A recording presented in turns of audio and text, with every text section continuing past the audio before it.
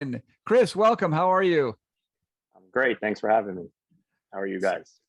We're doing well, man. It's good to speak with you. So, Scott, we got a young guy here. These young people, that especially ones that are already thinking about saving for retirement. I'm a little bit jealous, Scott, because I didn't really start doing this until really about age 28 to 30.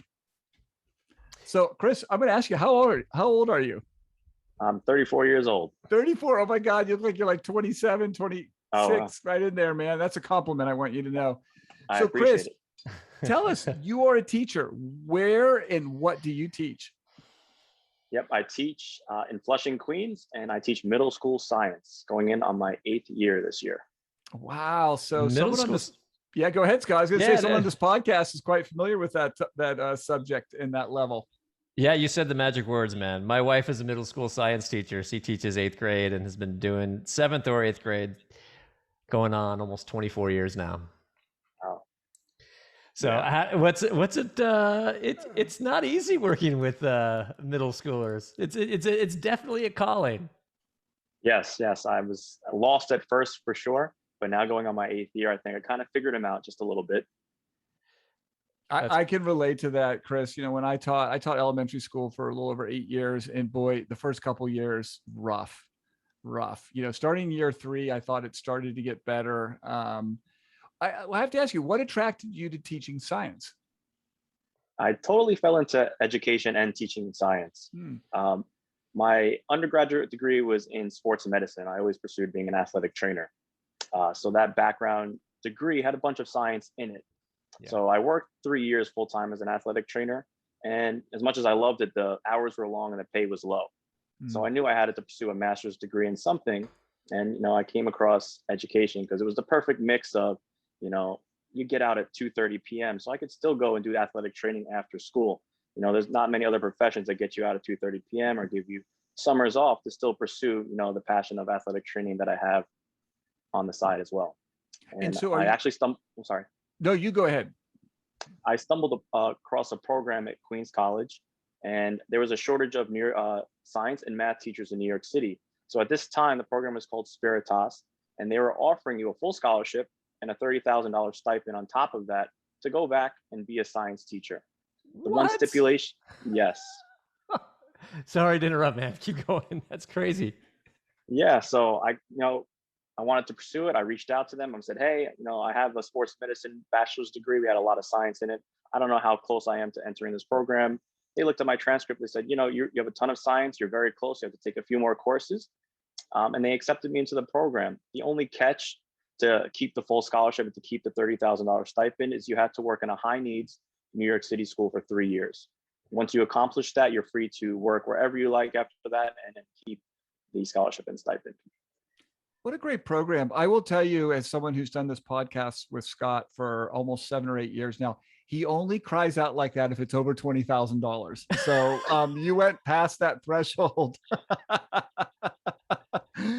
Chris, well, first of all, I believe that we should bring sort of that free market idea into education. I think math teachers maybe should be paid more than other teachers, science teachers, or at least a stipend. I think we should incentivize those fields. So you do this, you start taking the classes. Are you thinking, hey, I'm still liking this? You must, right? Because you're a teacher. Yeah, I was enjoying it. And the program is so fast paced. It was only 1 year.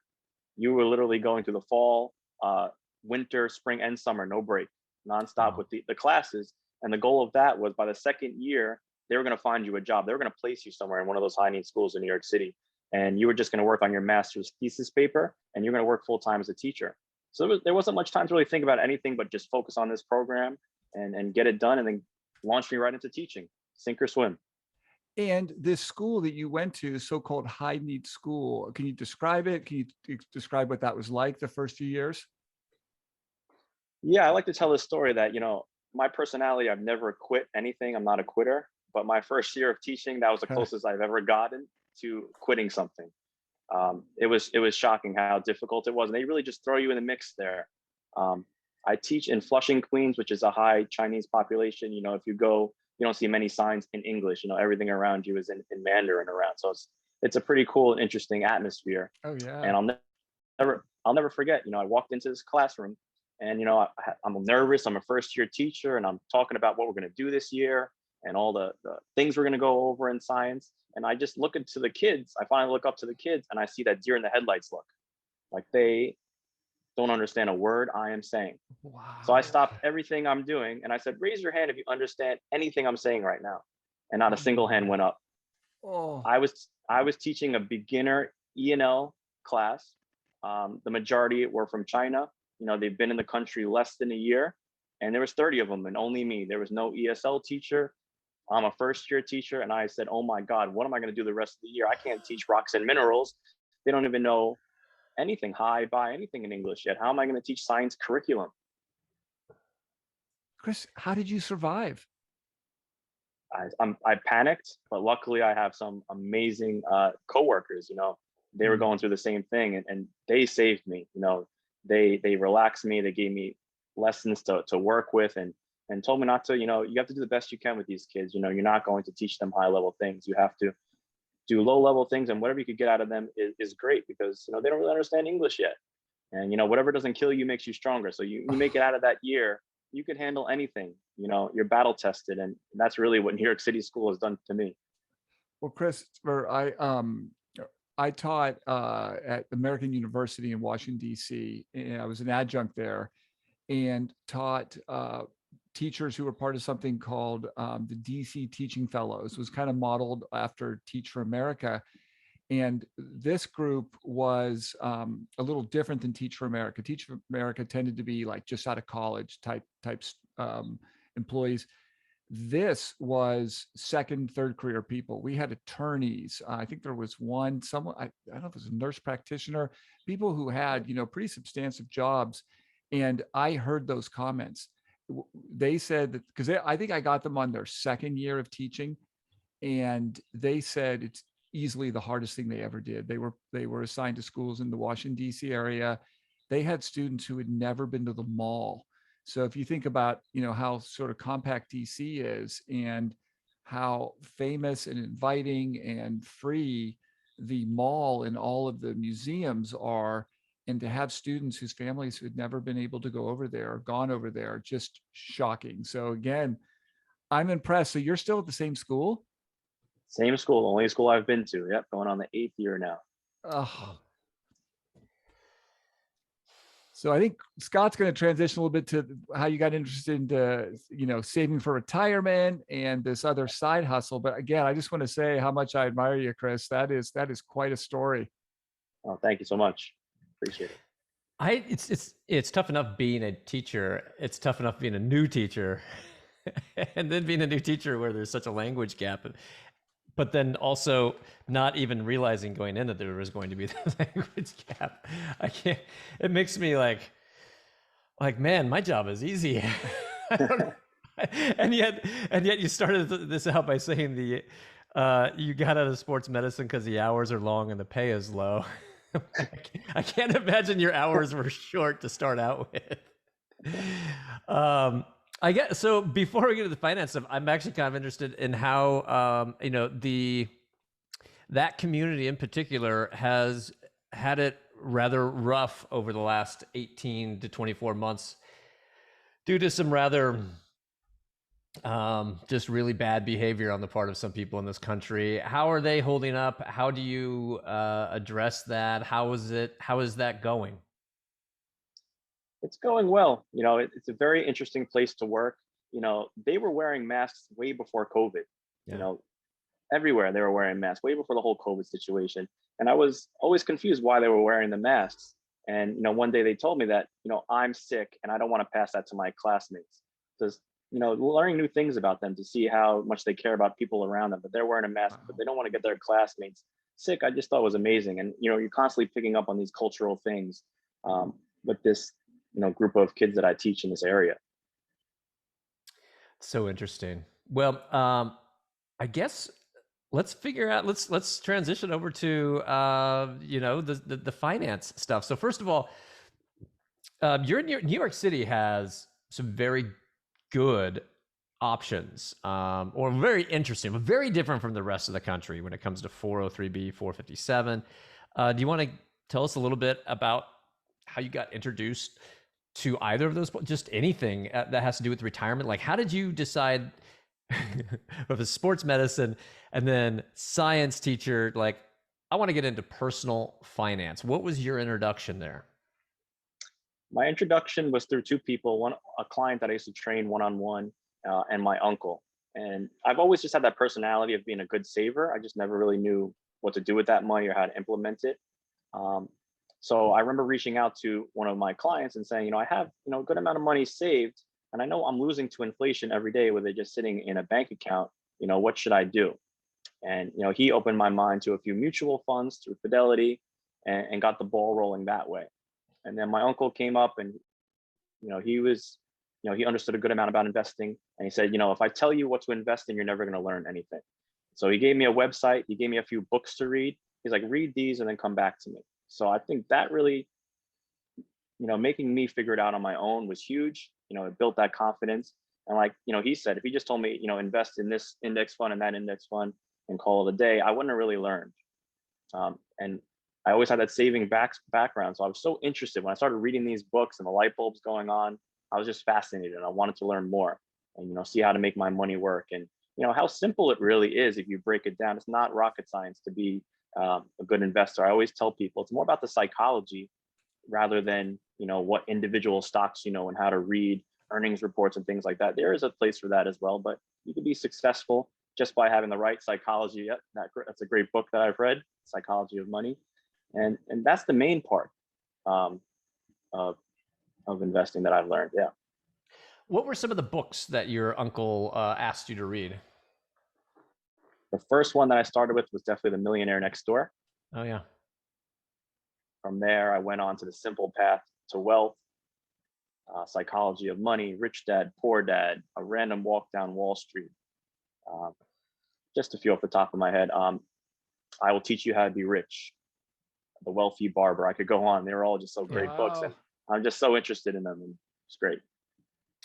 Yeah, our latest favorite, which I think will probably continue to be our all-time favorite, is The Psychology of Money by Morgan Housel, which Dan just showed up on if you're watching us on YouTube, and you said you had also read. I just was blown away by that book, and just super jealous that somebody else wrote it. Not that I could never have written that. Morgan Housel is such a good communicator. It's amazing the way he tells stories. Listen, if you're listening to this podcast or you're watching this on YouTube and you can't stand the idea of having to read a personal finance book, The Psychology of Money might not be the greatest title to draw you in, but I promise you, if you read this book, it will change your life. It is that good. It is not numbers, it's stories. And it's such a great way to learn, a great way to teach. So I mean, that is just one of my favorite books now of all time. And it came out less than 2 years ago. And so I completely agree with what you're saying, that it's really about psychology. It's less about finding the right investment, and it's more about doing the things that will put you in a position to succeed. When did you start, or have you started? Are you contributing to a 403b or a 457? Yep. I am maxing out the 403b and the 457, as well as my Roth IRA, and then contributing a few thousand to my individual brokerage monthly is the goal right now. And again, I just reached out to, veteran teachers about, different retirement plans, and they told me about the 403b. And, they're great people, but they also told me at 25 years old or 26 years old to, put all your money into the fixed account, which we have in New York City, a 7% guaranteed rate of return.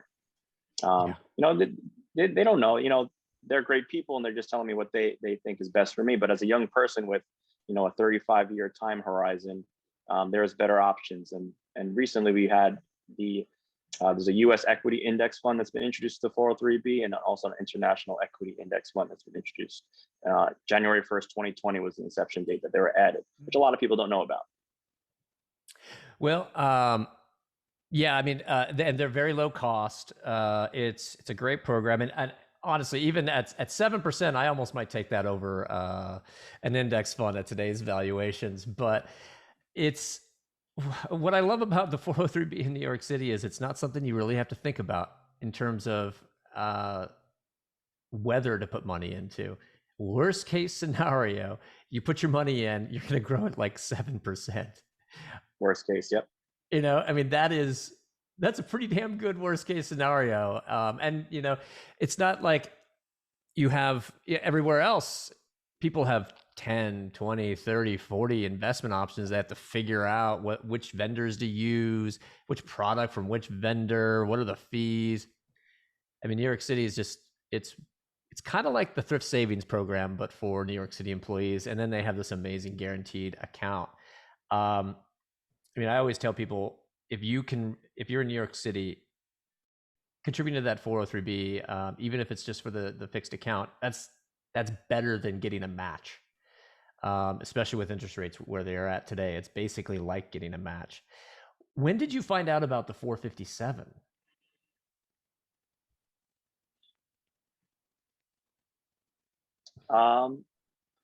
Through another veteran teacher that retired. He was doing really well, and I was saying, I have extra money to invest. Is there anything else I could put my money towards? And they introduced me to the 457, and I was able to explore that. And they also have a U.S. equity index fund that tracks the Fidelity total stock market index. And I think the fee was for that particular fund is 2 basis points, 0.02. In terms of the fees for the 457, I think overall they're really great. There's a $20 administrative fee every quarter, and that's no matter how big your 457 account is, whether it's a few thousand or a few hundred thousand, you have that $20 fee.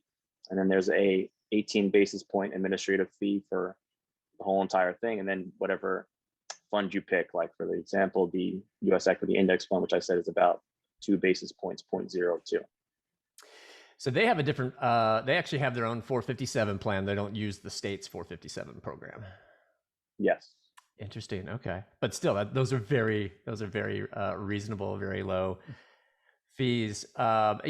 You're probably in the minority having maxed out a 403b and a 457 and a Roth, but are you doing this all on a obviously not the Roth, but are you doing all pre-tax for 403b, 457, or is part of it Roth? What's your strategy there? Right now, the 403b and the 457 are all pre-tax. I like the idea of lowering my taxable income. Just by maxing those two out, I'm lowering my taxable income by $39,000 per year. And then obviously I still have the Roth, so that's after-tax dollars, and that's growing tax-free, so I have that account. And then I have my individual brokerage as well, which I can access and I invest to. So living in New York City is not the cheapest place to live. And yet you've managed to do what most people don't manage to do at any point during their entire career, which is not just max out one program, but max out 2 defined contribution programs, and then go further and max out your Roth, as well as adding to a brokerage account. How do you do that?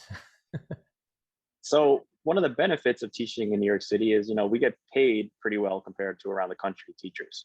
So we make a decent salary. So from my perspective, the big thing is, can you kind of house hack, what they call in the fire community, house hacking any way you could lower those expenses. So I was able to, find a roommate, and we split the rent. We found a good apartment in a nice area close by to my job, and we pay a really low amount in rent. And the rent has never gone up. I'm really lucky for that. It stayed the same throughout the last 5 or 6 years that I've been living here, and that was just able to maximize my ability to invest and save, and obviously the side hustle business as well. And jumping on any opportunity I can to make some extra income has given me that ability to max out those accounts. I'm really aware of how important it is to start early. And the more you could put in earlier, the easier it's going to be later in life. So I'm totally a believer of just hustling while you're young and you have that energy and that commitment. And, later on in life, you could, relax a little bit and not go as hard, and let the money work for you. Let that compounding start as early in your life as you can. Chris, you just mentioned the word another side hustle. Do you want to describe what that is and what led you to go on that path as well? Yeah. So I have an athletic training business where we provide sports medicine services to high schools and colleges, tournaments that happen where the medical staff that's uh, around at the games. And, I just started this business because I was passionate about it and I was already teaching full time. So I had nothing really to lose. And I started, reaching out to tournaments and offering athletic training services. And when I was sending out mass emails, there ended up being a veteran athletic trainer who was looking to retire. And he had his own business that he built up. And he was reaching out to me to take over all of his contacts. So by me just reaching out and starting something new, a nice opportunity came into my life by doing that. And we sat down and I was able to take over his business by giving him a percentage of the income for the first couple of years. So I didn't have to really pay for the business. And right from there, I had a portfolio of 10 or 15 different tournaments throughout Long Island. And I'm hiring athletic trainers and placing them at those sites and working sometimes myself when I can. And it's been really great. There's been challenges during COVID. Obviously, everything shut down sports wise, but hopefully, we're going to get back up and running again. What does that entail, providing that kind of service? Like who uses that service and what does that all entail? So there's like travel soccer teams and high school teams. They all want someone on the sidelines that has a medical background. With all this information about concussions now and kids going back into the games too early, they want a qualified sports medicine professional in the form of athletic trainers at their events. So this is becoming more and more common. When I played sports, there was no one there. If you got hit, it was up to the coach to decide whether you were okay to go back in the game or not. But, I'm happy things are changing. And, now athletic trainers are there to evaluate concussions and determine, hey, this kid could go back in the game or this kid can't. And it's starting to grow and more travel teams and high schools, they're requiring athletic trainers at these events. They're not just optional anymore. Yeah, that's my son played travel soccer. He's now in college, and my daughter, who's 13, plays travel soccer. The last 2 weekends, we spent the entire weekend playing soccer, which I love watching her play. But man, it was like 103 degrees out there. It was not pleasant. But what I appreciate about this is, the player and the coach have a conflict when it comes to an injury, especially an injury such as a concussion. The player doesn't want to come out of the game. One, they don't want to because they don't want to lose their spot. Two, because they want to play. And then the coach, generally, if the player is a good player, they don't want that player to come out. They want that player available for the rest of the game or for the next game in the tournament, because that could change the outcome of the tournament. Having an independent person not connected to the player or to the coach, I think, is so important to the health of the kids, because sometimes it's not even the parents are watching out for that kid. They want their kid to stay in no matter what. And being the father of someone whose son has had a concussion and dealt with it, I was totally fine pulling him out, but I've seen it over and over and over again where kids obviously had concussions and were left in or put back in too soon. And I like this idea of having an independent, objective individual there that's protecting the kids. Chris, then you started a second side hustle. Wait, so here's the link, Dan. Yeah. So being that independent, objective person is kind of like being a fiduciary to someone. Yes. You're looking out for their best interest, which is the great segue to what is this other business? Go ahead, Dan. Scott, it'd be funny if in the teacher's lounge there was someone like this. And when AXA Equitable comes in and tries to sell a high cost product, it's sort of like a concussion timeout. Nope. I need to take this person away from you. Flag. Exactly. Take them so where they can get treatment, and then come out better on the other side. Yeah, Chris, talk about this second side hustle. I also want to know, have you discovered an 8th day of the week? That's my follow-up question. I know, right? Yeah. So I started a business called the Wealthy Educator. I'm part of the New York City DOE Facebook group. And again, there's tons of questions that I see there financial wise. And I started to see there was people out there that were doing financial coaching as teachers. And I always wanted to do it, but I didn't think it was kind of possible. And then all of a sudden I saw some people doing it and I stumbled upon you guys and financially independent teachers podcast. I'm like, this is my tribe here. These are my people. And I want to be able to help everyone I can too. I think there needs to be more people like us, and helping teachers the best way we can. Like, we work so hard as teachers, and I believe we all deserve an amazing retirement. So I felt like I was obligated almost to just be able to offer my help to anyone who needed it. And I started this business just to coach any kind of teacher that needed some help. Do you know Emily, who works in New York City? She was on our podcast, episode 172. She's a New York City teacher, also a financial coach. Yes, I've seen her in the Facebook group, and we interacted a little bit on Instagram. And yeah, what she's doing is great. And I hope to just kind of be another resource, out there. There's so many teachers, so I know we could help, both of us or whoever else wants to help, it make a big impact.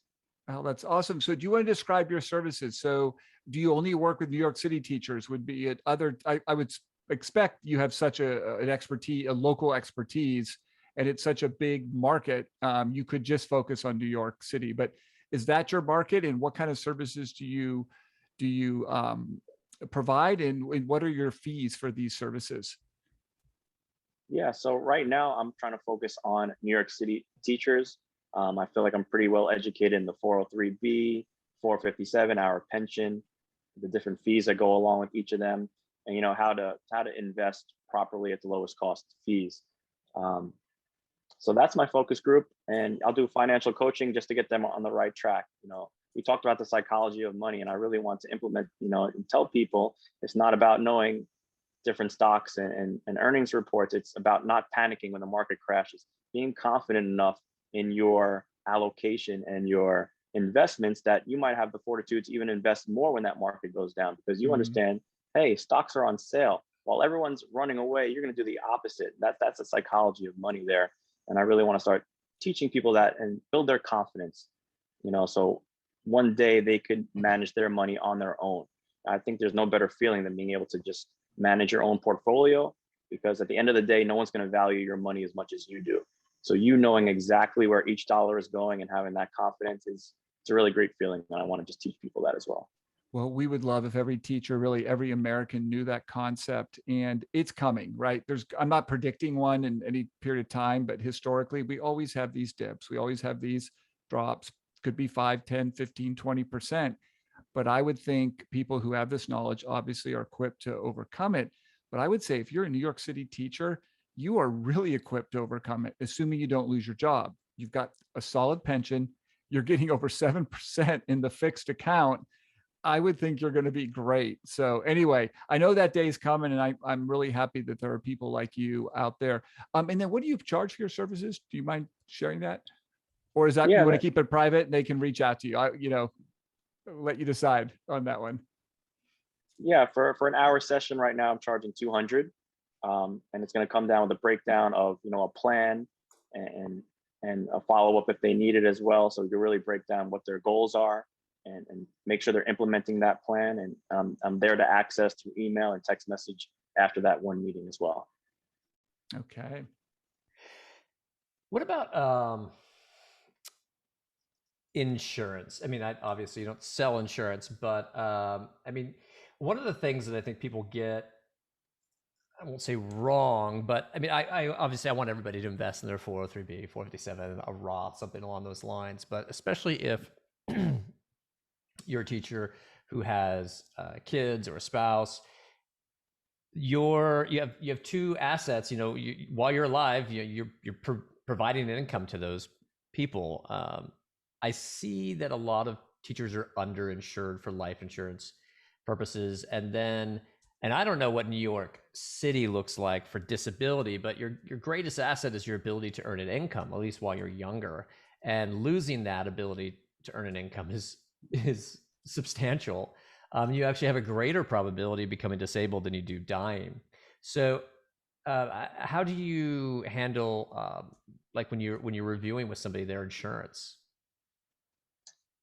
Yeah, every scenario is different.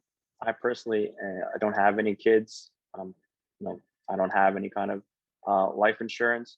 That's probably not my area of expertise at this point in my life. So I would definitely forward them to someone else who has a better understanding of those kind of insurance things. Got it. And I assume the pension pretty well. With all those tiers, it's got to get a little confusing. Definitely. The majority, though, of the teachers are either in tier 4 or tier 6. I'm personally in tier 6, which hasn't been the best pension since the previous ones had a lot of better aspects to it. Yeah. We have to contribute to that pension for the duration of our career, where the other tiers only had to contribute to a certain period of time and they're fully vested. Right. And would you consider yourself part of the FI or the FIRE movement? I am a big fan of the FIRE movement, but I don't see myself retiring early. Okay. I'm too active. I like to do things, so I would always try to find the next job or the next way I could help people. But I'm definitely into the FI part. I want that financial independence and the ability to do, my passions and what I want when I want, and not have to rely on that paycheck. That's what really drives me. Yeah, I really like the FI part of FIRE, because it doesn't necessarily that's what it means, financially independent. If I want to continue to teach, I'm going to continue to teach. If I want to continue to do whatever, it's the ability to do the things that you want to do on your own terms.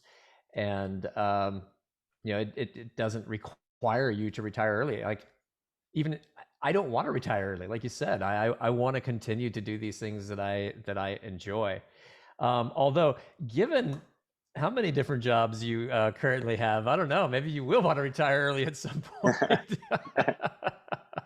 So far, so good. Yeah, but we'll see. That's the goal, to have the options, right? It's to have the option.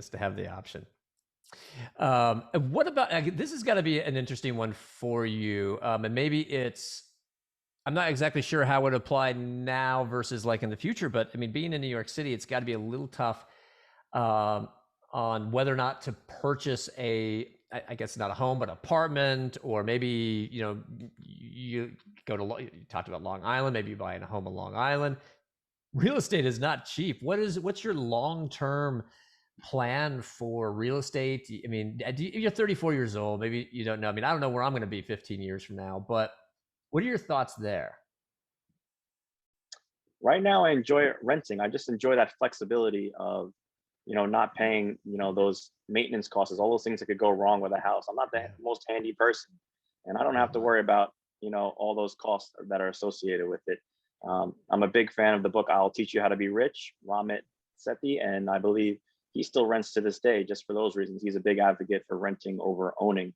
And, I'm happy where I am right now. But like you said, the market is very hot in New York City, and it's very expensive. And most of the places are like almost out of budget for me. And I wouldn't even want to live in those places. They're not even that great places. So to me, my value right here is just in living in a low cost rent area and investing as much as I can. And also, you're saving in a brokerage account every month. So at some point, if you want to buy, it's not just, you're really socking away in these retirement plans, which are a little harder to access. You are also building savings, it sounds like. Yes, I try to make sure I do that. So, I know some people have trouble because all their, investments are in these 401ks and things like that they can't access early. So I like to make sure I have funds available also in the individual brokerage that can be accessed when needed. Yeah, especially when the market drops, you can put in some buy orders, right? That's what you're waiting for. Chris, Exactly. Is there anything we haven't asked you that you'd like to share? No, I think these all been some great questions. I really enjoyed this. Well, so have we. And the last question we would ask is, how would someone contact you? Yeah. So I'm available on Instagram. You could find me at The Wealthy Educator. And also my email address is wealthyeducator@gmail.com. So I give you access both of those areas. So it's the full word on Instagram, The Wealthy Educator, one word, and then The Wealthy Educator @gmail.com. Sorry, it's a little confusing. Gmail is just wealthyeducator@gmail.com. Okay. Got it. All right. I want to make sure we got that distinction there. Chris, this has been an absolute pleasure. Well, now have you, real quick, the school year has not started yet, has it? Thursday is the first day. Getting ready though. And mentally prepared. Are you ready for this? I think I'm ready. Now, do you speak any Mandarin? not much. So do you have a full-time, I was always called ESL when I taught. I'm not sure what the term would be where you are. What kind of assistance do you have? Or are you working with maybe a different type of student, maybe who speaks English? Usually, if you're lucky, you have one student or two students in that class that understand me enough that they can relay the message to the students that don't understand. Wow. So those are huge assets when you get those, and you're very lucky. There are ESL teachers or ENL teachers in my building, but unfortunately, there's not enough of them. We have such a large amount of ENL students. There's just not enough teachers and ENL teachers to push into those classrooms. So usually, you're kind of on your own. Okay, well, I sure hope you stay in touch. It's just been a pleasure getting to know you here, and we're just impressed with what you're doing. Yeah, it's been great. Thank you so much for having me, and it's great. All those questions, just so interesting. Thank you so much, guys. Oh, it's been great. Thank you. Take care. And we're out. All right, man. So Chris, All right. I gotta tell you, man, I just think that's so fascinating. So when you were hired, they didn't tell you, hey, look, just know that most people aren't speaking Chinese or English. I'll never forget it. I'll never forget it. I remember calling my mom, like, what am I going to do? How am I going to get through a whole school year? They don't even understand hello. And they tell you they want you to teach the same curriculum that you teach to a normal English speaking student. They say don't dumb anything down. You still have to teach that same 7th grade level curriculum to kids that don't speak English. I am, and I have to think 80% of people run the other way. I got to believe you're the rare person to because you've done your 3 years. You could go to a more I don't know what the right word would be, but a word where there's a higher concentration of English speakers. Yeah. Yeah. I mean, I made it through those rough 3 years. If it doesn't kill you, it made me stronger. And, yeah, I can handle anything at this point. So as rough as it was, I think it's made me a better teacher overall. and probably a better person too. Yeah. I think I can only imagine the type of interactions you have. And so students you had maybe 3, 4, 5 years ago, did they come back and they are speaking English? And do you have those kind of interactions? Yeah. I've actually ran into a number of them at the gym, and, they're Oh, looking like adults now. All of a sudden, I barely recognize them. So they approached me and like, oh, oh, you're like a man now. I don't even recognize you. But yeah, oh, they're speaking fluid English, and they're so happy to see me, and they're doing great. They're going on to these specialized high schools and college. It's crazy. oh, wow. They're lucky to have you in their lives. Well, Chris, this has just been awesome, man. Please stay in touch. Okay. And I think I might put this out this Friday. It'll be this Friday or next Friday for sure. And I'll shoot you an email to let you know exactly when we do go live with it. Are you Awesome. are you going to do a website? I am planning on making a website. Yes. It would be interesting to have because you have so much time on your hands, but a blog that delves specifically into the issues of personal finance for New York City educators. I can imagine could be pretty popular. It'd be pretty interesting. I was always interested in blogging. I need to look up how to exactly do it. It's not that complicated, is it? I do it, so it's not. I started a blog on Blogger, which was like the original blogging site, like almost, like 20 years ago. And so, and I will still add to that blog every, I maybe do 6 posts a year. But I also use Medium and Substack. It's just, you could just do the Wealthy Educator.substack.com, the wealthyeducator.medium.com, and you could write on those. I'm sure there's other blog, WordPress, but there's low cost or no cost platforms out there. And it would be like one of the things that Dan and I are trying to encourage people to do at the local level is to be that local person and to kind of spread the word through their own blogs. Like we would love to have, we love it when people learn from 403 Wise, but then do their own thing and it's on the local level. Cause we can only do sort of kind of generic type information, and without the people on the ground in those areas, it's going to be more applicable. And, so we've got people all over the country, from Florida to Texas to California to wherever you name it. We've got people who are doing something. And also, if you're interested, because again, I know you have so much time, but Carl Fitch, I don't know if you've listened to our podcast with Carl Fitch, but he's the one who's done these books called TLDR. I don't remember the rest of the title is, but basically I'll find it, Scott.